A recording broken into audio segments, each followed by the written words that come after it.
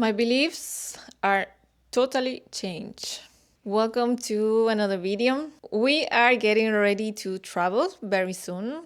When I say we, it's me and my son, Maisha. I am achieving something that I've been working for the past couple of months, and I am very happy. So I'm traveling to make it a reality and to celebrate it. So very soon we're gonna have travel blogs, but before that, I just wanted to share these type of podcast videos. And what I'm sharing today is a little bit difficult for me. I've never shared completely what I'm about to share today with anyone. It's been part of my personal development and the story who built who I am today. So still very important, but it's also a lot of very important and transformative experiences that I went through my life that I just let them to be part of my own privacy. I don't know how deep I'm going to dive in today in this, but I am feeling the call to make this testimony, to share this testimony because things have changed and I'm very happy about it. Today I want to share with you my re-encounter with Jesus and our Father in heaven, God. And I don't really know where to start, but I'm learning to call myself a Christian now. Sharing where I come from is very important. I've always been a believer. I think I'm gonna share a little bit of the background. I come from a family where we believe in God. I'm baptized, but we've never been really actively into religion. I do know that my parents, in their case, in very, very difficult times of their life, they ask or they went to seek for care or support or love to the church, and they kind of felt very judged instead of feeling welcome. So they didn't have a good experience. So they always kept their faith, but I also think that their faith is quite diverse in many other beliefs as well, and I was part of that. I have always believed in God, but I used to call him the universe because I was associating God with religious. And me and religious, we never get along. We never did. I have always believed that religion is a man's construction that is designed to create division.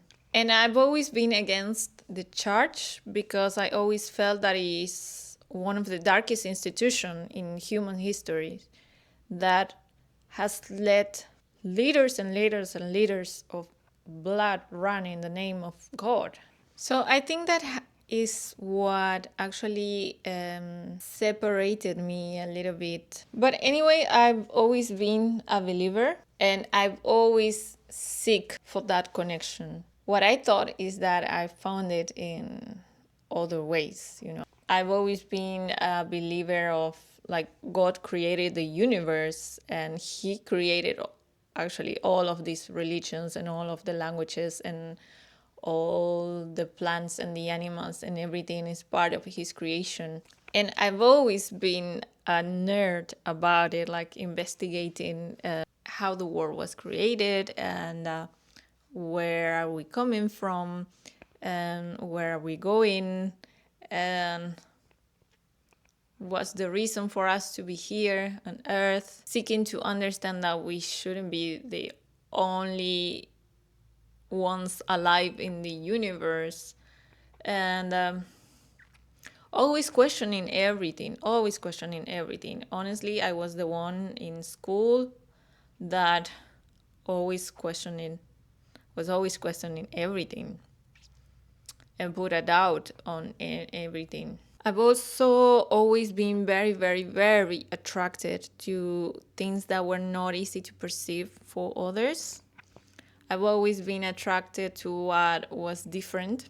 I've always been very attracted to the spiritual world as well. I've been trapped by the New Age era. And I thought I was part of something magnificent, and I thought I was part of a unique moment in history of humanity. There is a spiritual awakening happening in our humanity, in the world, yes, but the enemy has used that to distract a lot of us, and I feel, or I just realized that I was cheated on. Why I want to share this is because I have lots of friends. I made lots of friends in that community, and I know the way that I was. We are all looking to walk the right path. We are all fighting for light. We are all warriors of the light. And I found myself there in a loop, that was always needing me more and more and more. I will never forget when this happened because it was a life-changing moment. Unfortunately, with my family, we lost my eldest brother. At this point, more than 15 years, over 15 years. I was very little. I think I was around between 11, 12, 13. I don't remember very well the exact years. And I assume I didn't grieve correctly, or I didn't allow myself to grieve because I considered that I needed to be strong for my parents. Mom was devastated. My dad was devastated. I kind of put myself that back, that I needed to be the strongest to cooperate with them. For them, it was the second child that they were losing, so I just wanted to be strong for them, the strongest that I could be. So I remember not allowing myself to cry a lot, and this avoidance of the grieving took me to my body to start reacting. I remember one day having like a very strong flu that made me lose my voice entirely.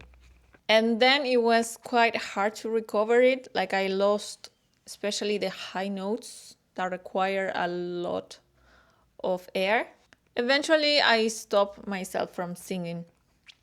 So I think it was like a period of 3 years that I didn't sing. I started to sing again. I was going to music college, and there was one moment where I needed to do a singing exam. It was like a final. And that day I woke up with no voice. Previously, I was struggling with the fact that every time that I would sing, I would end up with throat pain. And like I needed to just rest. Every time that I would sing, I would sing just a few hours, and then I would need it to rest for 2 or 3 days because it was painful. So this was like the first sign, or very strong sign, that I needed just to pay attention.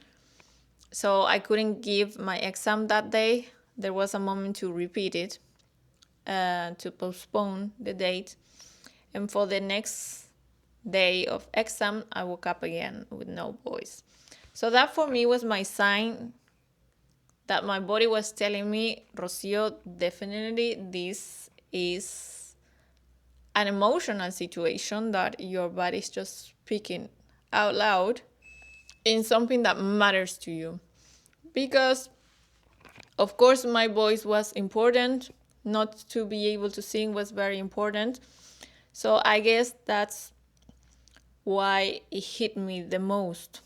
Maybe if I would have had, I don't know, a pain on my knee, I wouldn't give it too much attention, So the body is very, very smart. The fact that I understood that there was like an emotional attachment in that pain, I wanted to figure it out, how to find out what was actually really happening, what was the emotional root of that pain that I was having. So I booked a session to do a biodecodification. Of course, we were able to decodify that the pain was connected to the lack of grieving for my brother and everything. And that day, the biodecodification happens through a meditation stage or state that you need to get through. That was the first time I ever meditated so deeply that I felt my soul coming out of my body, and I felt my physical body completely like death. And I saw, like, I was able to feel how my spirit was coming out of my body. I'm no joking, that was the strongest moment that I ever felt. In that moment, in just that seconds that happened, I literally lost fear of death because I understood that we are eternal. But that day changed my entire life. That was the start for everything that came next. Apparently, during that session, I was even able to talk with my brother. He was there with my other sister as angels and everything.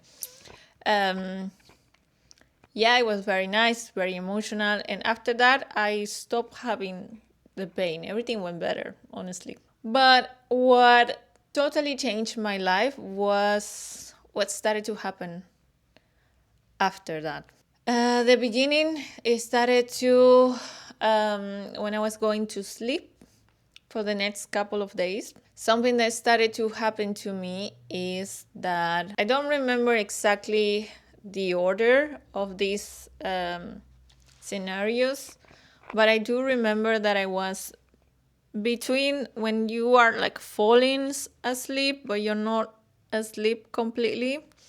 I remember like listening to a voice. I was coming from this side, like listening to a voice of a man speaking to me in Portuguese. I will never forget that. I don't know what he said, but it was a he. It was a man, and I was able to vision that man. It's a big man, like robust man, no, no, no hair at all, and it was like a dark skin color. He said something in Portuguese, and I listened it like kind of like a whisper here. It's not easy to explain because it's not like a thought inside of your mind, and it's neither like a very outside voice. It's like, I don't know, something here in between. It's very hard to. And it was kind of shocking for me, and I didn't understood what was that. I was like, what was that? And I fell asleep. For a couple of days, while I was falling asleep as well, and I was in that stage when you start to change. I don't know the order, but it's like beta, delta. I don't know the different levels of waves that you get in your brain to fall asleep.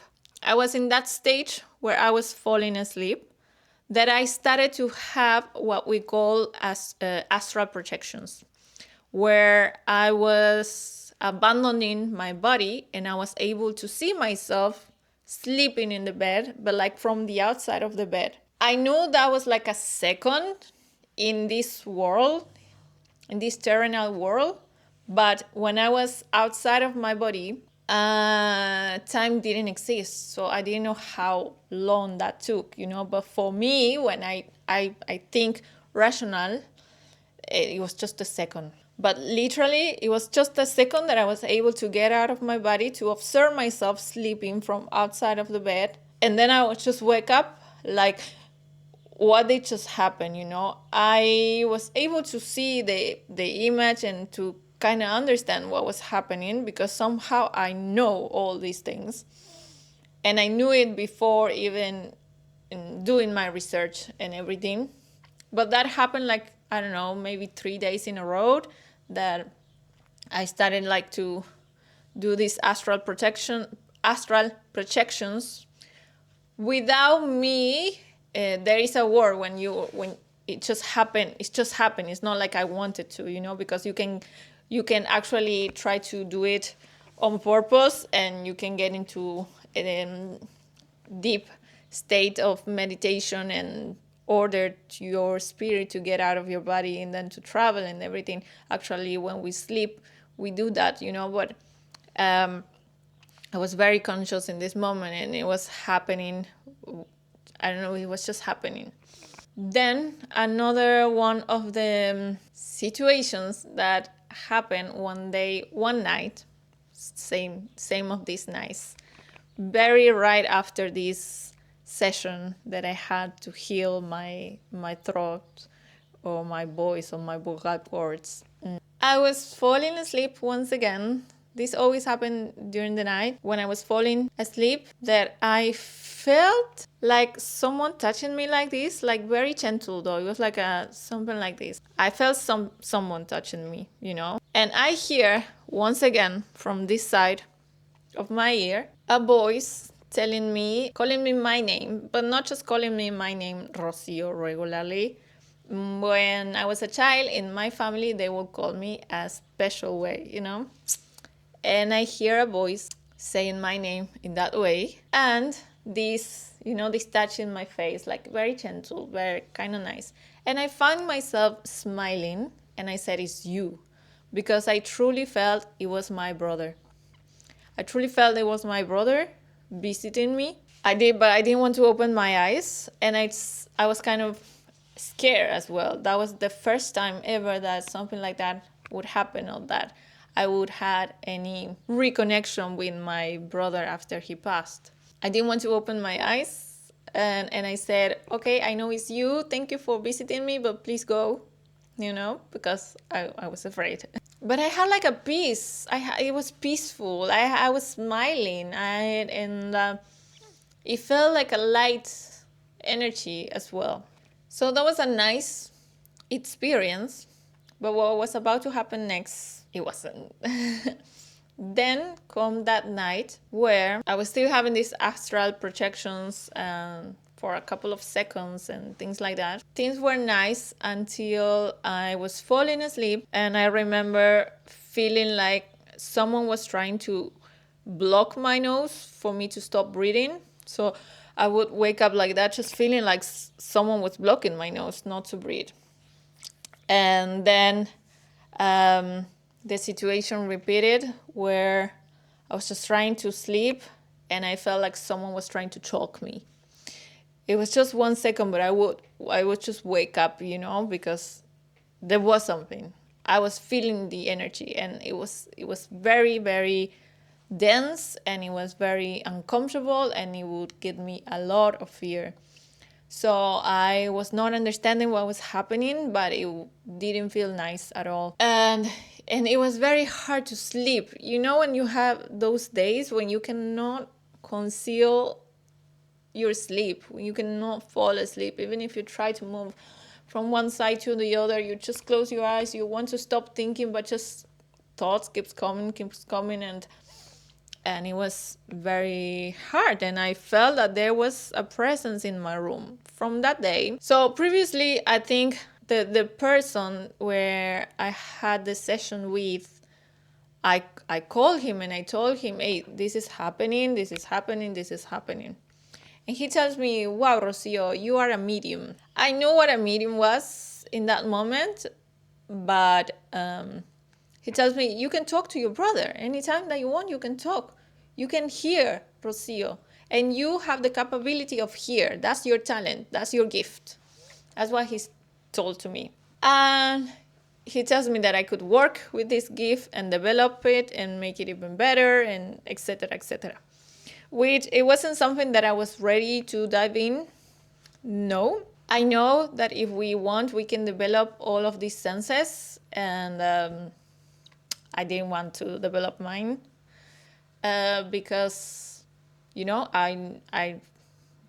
I was able to see that you can see nice and you can see very ugly. So I also told him, this is happening. I feel this very strange energy. I felt from that day that every time I would get inside of my room, the energy would just switch. It was cold. It was colder. I didn't want to be in my room. I was feeling like there was a presence, like a bad energy, and a dense energy as well. And I just didn't want to be there by myself. So this person told me to not to fear them. First of all, not to fear them, because like I'm stronger than them, because I have a physical body and they're not. They don't. So they can do nothing to me, and that I had to be able to be strong and to command that they would leave.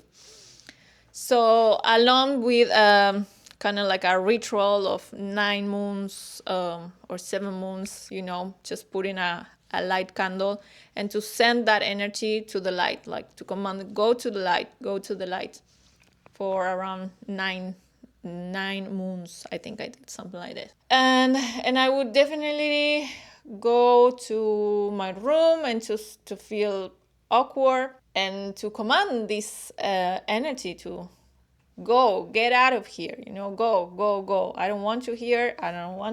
You have to go. Eventually that energy disappeared, but that was the beginning of everything. From that moment, I got very curious about the mediumnity and all these worlds. I have always been very intrigued in this world. I have always been very curious as well. Like, I'm drawn by it naturally. But I didn't want to develop this gift because I didn't want to listen. I kind of tried to talk to my brother, but I didn't feel like any answer or anything, and I just stopped it. I didn't want to go deep into that. I didn't feel ready. But I started to read a book about the science of spiritism and the spiritist and everything. I don't remember. I will try to see if I can find the book right now to put it here in the information. But something that I noticed that started to happen was something called like the Book of the Spirits, something like that. And I kind of felt like the more I would read, the more my senses would be open. So I didn't like it. I didn't said, okay, no. I stopped reading. But one thing led me to another, and I never liked the idea of just, even if it was my brother, I didn't like the idea of talking to him. He's dead. We're not supposed to talk to dead people, We're not. Even if I didn't know what was correct or what was not, or even what the Bible says, for example, I didn't feel that was right. Not at all. That was the beginning of everything and I consider that the beginning of everything because that's how my spiritual life began. I don't really remember how the sequences started to happen, but then I found myself doing yoga, being very interested in Reiki. Reiki is like a energy medicine. I've always been very interested in esoterics in general, and divination, in cards, in tarot, in the crystals are very much part of this world. Reiki and yoga and the astrology, Akashic records, and a lot of things. And then I have tried a lot of things. I never been into, and this is what a lot of people that is like me, that we were honestly looking and seeking for the light, to do things right. I swear that a lot of people that is in that world or were part of that world, and then they found Jesus or God. We were truly looking from our heart to do the right thing, and we are also trying to seek God in our ways, I kind of was interested in maybe just learning how to do Reiki to be able to heal others, with our hands and by energy. And also, I did have what I believed contacts with some aliens, with other civilizations. That's how I call it. I still don't believe that we are the only ones in the universe. For sure, there must be other civilizations living, and I know many of them. Some of them are very bad, and some of them are very good and are trying to help humanity. That's the story that I learned, you know? Because information on the internet, there's plenty. Enough to confuse yourself.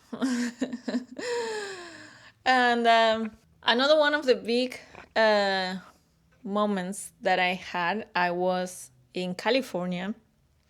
I remember one night I was sleeping and I had this very, very vivid dream where I saw around my, like I was sleeping, but this is inside of this dream, okay? That I saw 7 beings, very tall, very beautiful, very lighting. There was like glitter in the air. 7 beings, very tall, very beautiful. 7 of them just standing around me in my bed. I was like in my bed and they were around me. And I swear it was one of the moments that I felt the highest love. Very hard to forget, very hard to describe, but the energy was just so pure love, Of course, the memory is just a matter of seconds, but I never forgot the feeling. I never forgot the picture needed, So, and I've always been kind of confused or kind of wondered. They gave me a message, like a telepathic message, because that's how they communicate. And I remember they told me, Rocio, you are on the right path. That's all they said. That's the message I received. That day, I just woke up like it was one of the best days in my life. I woke up full of happiness. I woke up light. I woke up full of love. Like I couldn't understand what just happened, but it was one of the most beautiful scenes I've ever seen. I was never sure if they were like the 7 archangels in English, arcángeles, we call them in Spanish, or the archangels, or if they were Pleiadians. Pleiadians are civilizations that live in the Pleiades, in the stars. There's a group of 7 stars, and they live there, and they live in the 5th dimension. They live in a very high frequency of love, and I learned a lot about them. I was never sure because I didn't see like the wings to be sure. Oh, it's archangels. So, and I was very connected with the Pleiadians at that point of my life as well. I found them through a book, and they gave me a lot of very beautiful teachings as well. And that was something very nice that was happening. They were bringing light into my life. Like they were bringing hope even to my point of view of society. Like literally we were about, when I connected more deeply with the Pleiadians, there are 3 civilizations from outside the earth that I have connected in my life deeply with. The Pleiadians, the Sirius or Syrians, coming from the Sirius star, and the Arcturians. Okay, those 3. The first ones to connect with me were the Pleiadians through a book. And I remember it was maybe like a year before we started the pandemic. They gave me the message of what was about to happen during the pandemic and those hard times that we were about to approach. So when we were living the pandemic, my mindset about it was completely different. I didn't fear. I didn't believe it. And I was living totally in a different bubble from what the rest of the people was thinking, or the information that they were consuming. I was just trying my family not to believe that much, and not to watch the news all the time. And I felt that that was something very good, because I received an important message that allowed me to be, or to give light in very dark times that we lived as humanity. I think my beloved Mexico was one of the places where I was able to develop more of this spiritual world. Mexico and their ancestral culture is very awake, and I still have a lot of respect, because I still have a lot of doubts. I'm still finding my own questions. I'm still trying to figure it out. What is it that I need to believe, or what I truly believe? I still have my questions, because I still respect a lot of, I don't know, a tribe that lives in the middle of the Amazon, and all of them are healers and connect with the spirits of the plants, and they do ayahuasca ceremonies, for example, and they have done that for their entire life in order to heal people. And they don't know God, the God that comes from religion. They don't know the Bible neither. But I do believe that, I don't know, God created them as well, and God gave them that kind of life as well. So I'm still wondering, I'm still questioning everything, and I'm just rediscovering everything right now in my life, and when it comes to my own beliefs. Yeah, during Mexico, I was able to connect with a lot of people that was vibing like me, that was feeling like me, that was eager to discover more about their spirituality. If all of this spiritual journey is a really to is it always invites you to go deep and to look into yourself and to heal. That was one of the things. To heal, always heal, because I don't know, it looks like we are sick. I took my time to understand those tricks that weren't kind of like weird. I remember one friend just gave me this sentence when he says, yeah, they want us to be healing all the time because, I don't know, it feels like we are sick.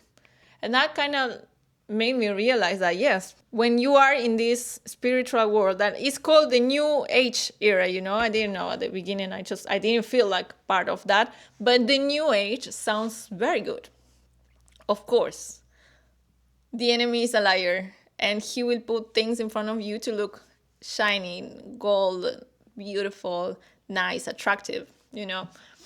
Um, but just being part of the new humanity that is bringing life and is going to change reality, and we are all going to live happier and in unity and a free life and together. And it just sounded very, very attractive, very beautiful. I wanted to be part of that.